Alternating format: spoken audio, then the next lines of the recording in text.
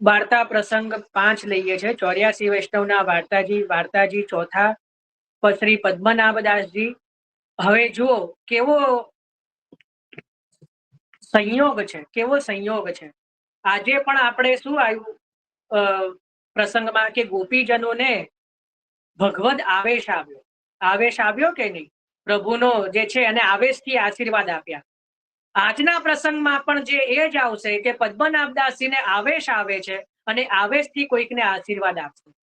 જો આ કઈ મેં કોઈ બધાને ખબર મેં કોઈ જોડ્યું નથી, પણ આજના પ્રસંગમાં એટલે સુબોધનીજી અને 84 વૈષ્ણવના વાર્તાજી જુઓ કેવા પેરેલલ ચાલે છે। જો આજે પણ वार्ता प्रसंग 5 और एक क्षत्राणी पद्मनाभदास के घर नित्य आवती, तब पद्मनाभदास की बेटी तुलसा ने एक दिन वासो कहो कि हे क्षत्राणी तू नित्य क्यों आवत है। तब वह क्षत्राणी ने कही जो महापुरुष है बड़े भगवदीय है और मेरे संतति नाही होते है, ताते आवत हो। तुम मेरी विनती पद्मनाभदास जी सो करियो।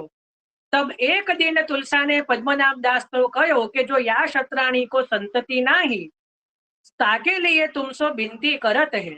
तब पद्मनाभदास ने तुलसा को कहो कि जो जल लाओ। तब तुलसा ने जल लाई के धर्यो। तब वह जल लेके चरणोदक करी वा क्षत्राणी को दियो और कहो कि जा तेरे पुत्र होएगो। ताको नाम मथुरा दास धरियो। पाछे वाके पुत्र भयो और ताको नाम मथुरा दास धर्यो। तो ત્યાં કહ્યું કે એક ક્ષત્રાણી જે છે એ પદ્મનાભદાસજીના ઘરે નિત્ય આવે અને એને કામનાથી આવે કે ભાઈ મારા ત્યાં પુત્ર નથી, તો આમના આશીર્વાદથી મને પુત્ર થાય। આમના જે છે એ કંઈક મને એવી રીત બતાવે, કંઈક એવું મને બતાવે કે જેનાથી મને પણ પુત્ર પ્રાપ્તિ થાય। તો જ્યારે ક્ષત્રાણીએ આ રીતે ડાયરેક્ટ તો કહી ના શકે, પણ તુલસા દ્વારા વિનંતી કરાઈ કે ભાઈ આપ જે છે એ મહાપુરુષ છે અને બહુ મોટા ભગવદીય છે, તો તમે અમારી વિનંતી પદ્મનાભદાસજીને કરો અમારા વતી કે અમારે ત્યાં પુત્ર પ્રાપ્તિ થાય એવું કંઈક અમને આશીર્વાદ આપે। એટલે પદ્મનાભદાસજીએ શું કર્યું કે લા જા જલ લઈને આય અને જલથી પોતાનું ચરણોદક સિદ્ધ કર્યું। એટલે ચરણનો અંગૂઠો જલમાં લગાયો અને કીધું કે આ જલ લેજે અને આનાથી તને પુત્ર પ્રાપ્તિ થશે અને એમનું નામ તું મથુરાદાસ ધરજે।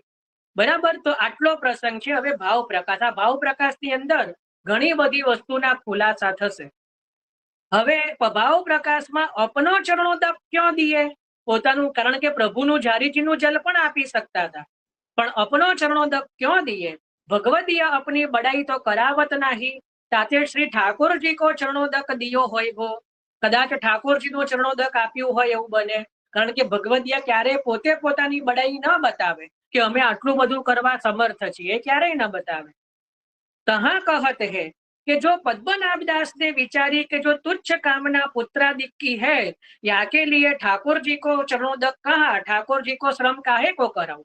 कदाच એવું કીધું હોય કે કદાચ પદ્મનાભદાસજી મોટા મહાપુરુષ છે તો એમને વિનંતી કરો કે મને લીલાના દર્શન થાય, મને ભગવદ લીલાના સાક્ષાત દર્શન થાય એવી વિનંતી કરી હોત તો પ્રભુનો ચરણોદક આપત કે પ્રભુનો કઈ કઈ રીતે સમાધાન કરત। પણ અહીંયા પદ્મનાભદાસજીએ વિચાર્યું કે જે લૌકિક કામના કરી, પુત્રની લૌકિક કામના કરી છે એટલા માટે પ્રભુને શ્રમ કરાવવો ઉચિત નથી, માટે જે કે છે કે આટલું તો હું આપી શકું।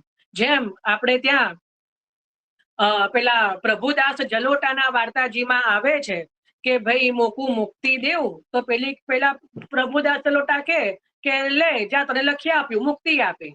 તો મહાપ્રભુજી કે મુક્તિ કેમ આપી, ભક્તિ આપવી જોઈએ। તો શું કીધું કે ભાઈ વાને મુક્તિ માગી તો સો મુક્તિ દીધી और भक्ति मांगती तो भक्ति दे देते। આવું સામર્થ્ય ભગવદીઓ। તો કે ભક્તિ માગી હોત તો ભક્તિ આપત, એને મુક્તિ જેવી તુચ્છ ચીજ માગી તો મેં મુક્તિ આપી દીધી, તો કે બહુ સસ્તી મળી ગઈ, બહુ દહીં જે છે બહુ સસ્તું મળી ગયું। આ પ્રભુદાસ જલોટાજીના વાર્તાજીમાં આવશે 84 વૈષ્ણવના। તો કીધું કે જ્યારે લૌકિક કામનાથી જે છે એ પુત્ર માગ્યો એટલે કે પોતાનો ચરણોદક દિએ। परंतु पद्मनाभदास सदा श्री आचार्य जी के स्वरूप में मगन रहते हैं, सो जल ले आचार्य जी के भाव ते दिए और इनको तो कछु कामना की बड़ाई की अपेक्षा नहीं है। तो एमने पोतानी कोई अपेक्षा नहीं, एमने तो प्रभुना भाव थी आचार्य जी ना महाप्रभुजी नो आवेश एमनामां सदा रहे छे। જેમ ગોપીજનોને ભગવદ આવેશ આવ્યો. જો ઠાકોરજીના જે અવતાર હોય ને, ઠાકોરજીના કેટલા અવતાર છે? બહુ બધા, 24 અવતાર ગણો, બરાબર? કે ચલો 10 અવતાર પણ લો, તો બધા જ કઈ પૂર્ણ અવતાર નથી. અમુક કેવા હોય લખો, કોઈ અમુક હોય અંશાવતાર. પહેલો પ્રકાર લખો, અમુક હોય અંશાવતાર. અમુક હોય અંશાવતાર, એટલે અંશનો પણ અંશાવતાર. અંશાવતાર, એના પછી અંશાવતાર. એના પછી ત્રીજું હોય કે ભાઈ લીલા અવતાર. ત્રીજો હોય લીલા અવતાર. ચોથો હોય કલા અવતાર. પાંચમો હોય આવેશ અવતાર. અને છઠ્ઠો હોય પૂર્ણ અવતાર. બરાબર? આ રીતે અલગ અલગ પ્રભુના અવતાર હોય. તો પ્રભુની અંદર પણ જે છે અમુક અવતાર આવેશ અવતાર છે. આવેશ અવતાર એટલે જ્યાં સુધી એ કાર્ય કરવાનું હોય ત્યાં સુધી પુરુષોત્તમનો આવેશ રહે, પછી એ આવેશ જતો રહે. જેમ કે પરશુરામજી, હમણાં જ જેમની જયંતિ ગઈ ને અખાત્રીજના દિવસે, અખાત્રીજના દિવસે શું આવે? પરશુરામ જયંતિ. આ પરશુરામજી આવેશ અવતાર છે. આવેશ અવતાર એટલે જેટલું કાર્ય પ્રભુને કરવાનું હતું એ પરશુરામજી દ્વારા કરવાનું હતું, એટલો સમય એમનામાં પ્રભુનો આવેશ રહ્યો. કારણ કે તમે જુઓ કે ક્ષત્રિયોનો વધ કર્યો, તો પછી વધ કરે તો એનો દોષ લાગે, એનું પાપ લાગે. કેટલા બધા રાજાઓને માર્યા પરશુરામજીએ, તો પરશુરામજીને કેમ એનો એ લેપાયું નહીં કર્મ? કારણ કે જેટલી વખત એમને પૃથ્વી ઉપર ક્ષત્રિયોનો સંહાર કર્યો એમની અંદર એક આવેશ રહ્યો, એટલે એમણે નથી કર્યું. એમને જે આવેશ આવ્યો છે આવેશથી કાર્ય થયું છે, તો એટલા માટે એમને એ કર્મ લેપાયું નથી. બરાબર? એટલા માટે પરશુરામજી પણ આવેશ અવતાર છે. ખ્યાલ આવ્યો? એ રીતે અમુક હોય અંશ અવતાર, અમુક હોય કલા અવતાર, અમુક હોય અંશંસા અવતાર. તો આ રીતે અલગ અલગ પ્રભુના જે વ્યૂ હોય કે કાર્ય હોય ને એ રીતે ભગવાન અવતાર લે. દરેક વખતે પૂર્ણ અવતાર ન થાય. પૂર્ણ અવતાર કેવલ એક જ છે, અને એ છે ભગવાન શ્રી કૃષ્ણ. બરાબર? એ પૂર્ણ અવતાર છે. તો એ રીતે અહીંયા પણ કીધું કે ત્યાં જેમ આવેશ છે, જેમ અહીંયા ગોપીજનોને પણ ભગવદ આવેશ થયો, એ રીતે અહીંયા પદ્મનાભદાસજી પણ સદા મહાપ્રભુજીના આવેશમાં રહે છે. એટલે અહીંયા પણ જે કહ્યું કે ભાઈ એમને પોતાની કામનાથી કે પોતાની બડાઈથી નથી આપ્યું, એમને તો સદાય શ્રી મહાપ્રભુજીનો આવેશ છે એમનામાં. એટલે ભગવદીય કો આશ્રય કરે સો સગરો મનોરથ વાકો પૂરણ હોય. યહ પુત્ર કી કહા બાત હે? આ પુત્રની શું વાત છે? જો જે બીજું માંગ્યું હોય એ આપત. તાકો શત્રાણી કો પુત્ર કામના હતી સો પુત્ર દિયે, પરંતુ બાધક નહીં. એટલે એમને એનું બાધક નથી. જો એનો મનમાં અહંકાર આવે કે મારાથી થયું, આપણામાં શું હોય, આપણામાં ક્યારેક આવેશ આવે અને આપણને પછી શું થાય, આ તો હું હતી તો તમારા ઘરમાં ટકી રહી, કોઈ બીજી હોત ને તો ખબર પડી જાત. આવું બધાએ સાંભળ્યું હશે ને બધા બોલ્યા હશે. આ તો હું હતી ને એટલે અત્યાર સુધી ટકીને રહી છું, બાકી બીજી કોઈ હોત તો ખબર પડી જાત. તો આ જે છે કે હું હતી એટલે, બરાબર? તો ત્યાં પ્રભુ કે છે કે આવો અહંકાર આવ્યો ને એટલા માટે જે છે ત્યાં એ બાધક થાય કે હું હતી એટલે બધું ચાલ્યું, તમારું ઘર નભી ગયું. બાકી બીજું કોઈ હોત તો તમે ક્યાંય રસ્તે રખડતા હોત. કે તો અહીંયા પ્રભુ કહે છે કે જો અપના કિએ કો જો મનમાં રાખે કે આ બધું મારાથી થયું છે તો હું કરું, એ જ અજ્ઞાનતા સકટનો ભાર જેમ સ્વાન તાણે. આપણે જયારે આ ધરતી પર નહોતા ત્યારે પણ આ જ રીતે ચાલતું હતું, અત્યારે પણ આમ જ ચાલે છે. અને જે સમયે આપણે અહીંયા નહીં હોઈએ તો આપણે એ પણ સમય કે ધરતી અટકી નથી જવાની. જો જયારે પાણી ભરેલું પાત્ર હોય એની અંદર આપણે આંગળી નાખીએ એટલો સમય એ જગ્યા થાય, જેવી આંગળી બહાર લઈ લઈએ એટલે બધી જગ્યા આપોઆપ ભરાઈ જાય. એટલે આ એ રીતે આ જે ભગવાનની રચના છે એમાં દરેકનું સ્થાન જેટલો સમય આપણે આના ઉપર સ્થિત છીએ એટલો સમય હોય. કોઈ મને એવું કે જો મને એક બધાએ કીધું કે આપ ન હોત તો અમને સુબોધનીજી કેમ નહીં સમજાત? મેં કીધું એવું છે જ નહીં. હું ન હોત ને જો તો પણ આપના ભાગ્યમાં લખ્યું હોત તો સમજાત જ. કારણ કે કોઈના વગર કંઈ અટકતું નથી. પ્રભુ એટલા બધા સમર્થવાન છે કે એકની જગ્યા બીજું લઈ જ લે. કોઈના વગર કંઈ અટકતું નથી અને કોઈના દ્વારા કંઈ થતું પણ નથી. બધા જ આપણે નિમિત્ત છીએ. હું બોલનાર પણ નિમિત્ત છું આપ સાંભળનાર પણ નિમિત્ત છો ને જે સુઈ ગયા છે એ પણ નિમિત્ત છે. બરાબર, બધા નિમિત્ત છે. જેને પ્રભુએ બોલાવડાવવું છે બોલાવડાવે છે, જેને સંભળાવવું છે ને. ઘણા કે અમને તો પેલા ઊંઘની બહુ તકલીફ હતી, પણ જ્યારથી સત્સંગમાં જોડાયા છીએ, સત્સંગ ચાલુ કરીએ ને, પછી ઘસાટ ઊંઘ આવી જાય છે. તો સારી વસ્તુ છે, કારણ કે તમે જોજો અડધો 1 કલાક સત્સંગ થઈ જાય ને પછી જોઈન કરવાનું. ઘણા બધાને ખબર જ ના હોય કે સત્સંગ પૂર્ણ થઈ ચુક્યો છે, કારણ કે ઘસાટ શું થાય. એટલે ઊંઘ પણ એમાં સારી વસ્તુ છે ભાઈ, એમાં ખોટી નથી. કે ભાઈ ઉંમર લાયક હોય, દવાઓ લઈ લઈને પણ જેને ઊંઘ નહોતી આવતી, તો એને ભગવત નામ સાંભળીને ઊંઘ આવવા લાગી. અને આમ બી આપણે ત્યાં એક પદ છે, અદ્ભુત નિંદ્રા આઈ મંડલી મેં અદ્ભુત નિંદ્રા આઈ, દ્રઢઈને ચરણ શબ્દ સુનત હી જાગ ઉઠાઈ. એમ જયારે દ્રઢઈને ચરણ એકદમ જાગીને ઝપકીને જાગી ગયા કે હવે સત્સંગ પણ અદ્ભુત નિંદ્રા આવી. એટલે જે ભગવત નામ છે ને એમાં નિંદ્રા આવે. પાર્વતીજી જેવા પાર્વતીજીને નિંદ્રા આવી હતી. મહાદેવજીએ જયારે શ્રીમદ ભાગવતજી કીધું ત્યારે પાર્વતીજી પણ સુઈ ગયેલા. આપણે ત્યાં 2 ભગવદીઓના વાર્તાજી આવશે, જેમને નિરોધ સિદ્ધ કર્યો. કયા 2 વૈષ્ણવો? નિરોધ લક્ષણ ગ્રંથ વાળા 2 ભાઈઓ. એમને પણ નાનો ભાઈ સુઈ જાય અને પછી ઠાકોરજી હુંકારો ભરે, તો એ 2 ભાઈઓના વાર્તાજીમાં પણ આવશે. તો ભાઈ સુઈ જાય.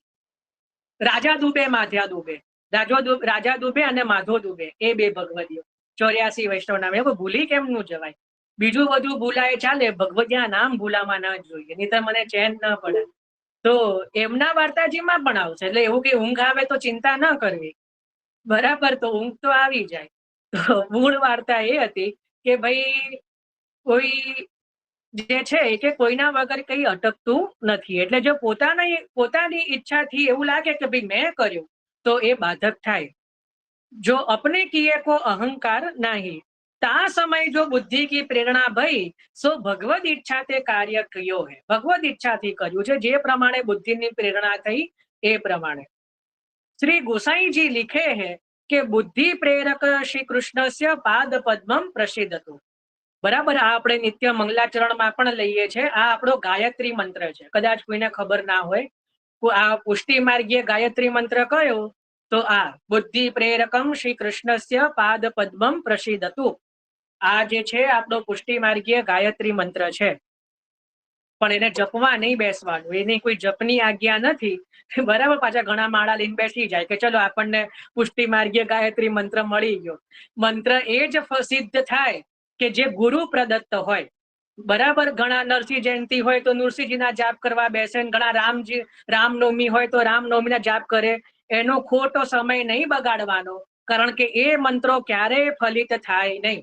ભલે કોઈ પણ પુરાણોમાં લખ્યા હોય, ક્યાંય પણ લખ્યા હોય, સીધો એ સાધો એક જ નિયમ છે.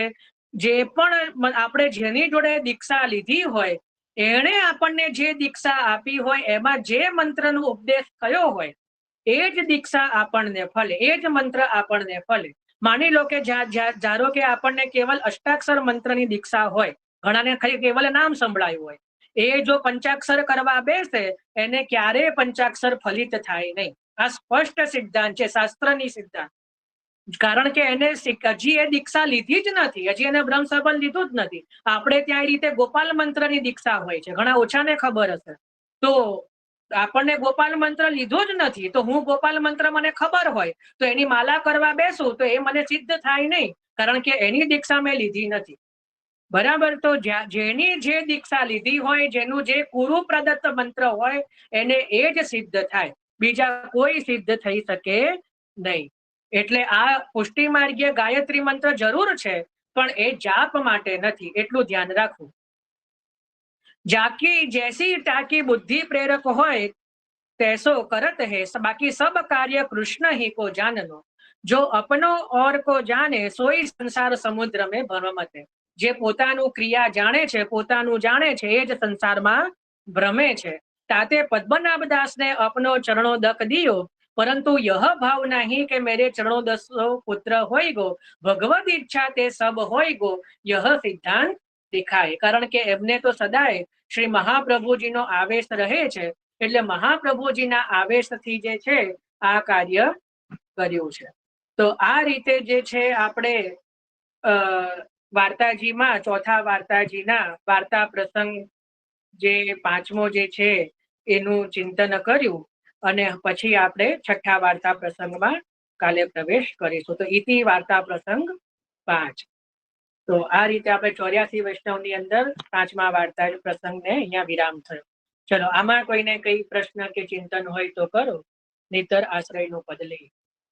આ એક પ્રશ્ન મારે કરવાનો છે.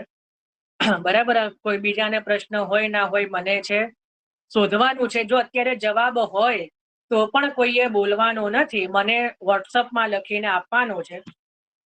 આજે કઈ તિથિ છે હું જ કહી દઉં છું, પાછા બધા અનમ્યુટ કોઈએ કરવા. વૈશાખ સુદ 12. બરાબર, આજે કઈ તિથિ છે? વૈશાખ સુદ 12. કાલે કઈ તિથિ છે? વૈશાખ સુદ 13. બરાબર, વૈશાખ સુદ 13 એટલે નૃસિંહ જયંતિનો આગલો દિવસ. નૃસિંહ જયંતિનો આગલો દિવસ. નરસિંહ જયંતિના આગલા દિવસે કયું પ્રસિદ્ધ પદ રચાયું છે? એવું કયું પ્રસિદ્ધ પદ છે જે નરસિંહ જયંતિના આગળના દિવસે રચાયું છે? આપણે બધા જ જાણીએ છીએ, બધા જ ઘણા નિત્યમાં ગાન પણ કરતા હશે. તો એ પદ કયું છે એ શોધીને લાવવાનું છે, કે જે નૃસિંહ જયંતિના આગલા દિવસે રચાયું છે, ગવાયું છે, અને એનું પણ એક મહાત્મય છે એ પદનું. તો એ પદ કયું એ શોધીને લાવવાનું છે અને મને વોટ્સઅપમાં મેસેજ કરજો. કાલે મને યાદ કરાવજો, જો હું ભૂલી જાઉં તો. કાલે આપણે એ પદનું પણ ગાન છેલ્લે કરીશું. બરાબર, એટલે બધાને યાદ, જેને યાદ રહેશે એને રહેશે, બાકી પાછું તો થોડો સમય થાય એટલે થોડું યાદ રહે આવું બધું. તો 10 વર્ષ પહેલાના 10 રૂપિયા યાદ હોય, પણ આવું બધું તો થોડું યાદ હોય. તો શોધવાનું છે અને શોધી લાવજો કે કયું પદ રચાયું નૃસિંહ જયંતિના આગલા દિવસે, અને એની પાછળનો આખો એક પ્રસંગ છે. અને એ પદનું એક બહુ વિશિષ્ટ મહાત્મય છે, બધા જ જાણે છે, બધાને ખબર છે. કોઈ એવું નહીં હોય પુષ્ટિ માર્ગમાં આવેલું કે જેને ના ખબર. અત્યારે બોલવાનું નથી કોઈએ જવાબ. હું અત્યારે જવાબ માંગતોય નથી, કોઈ જવાબ આપશે તો સત્સંગમાંથી રિમૂવ થઈ જશે. કાલે શોધીને લાવવાનું છે. બરાબર, અને જેને જવાબ મળે એને મને વોટ્સઅપમાં લખી દેવાનું કે ભાઈ આ પદ છે. બરાબર, તો સાચું હશે તો હું સાચું કહીશ, ખોટું હશે તો કહીશ કે ના ખોટું છે. ચલો.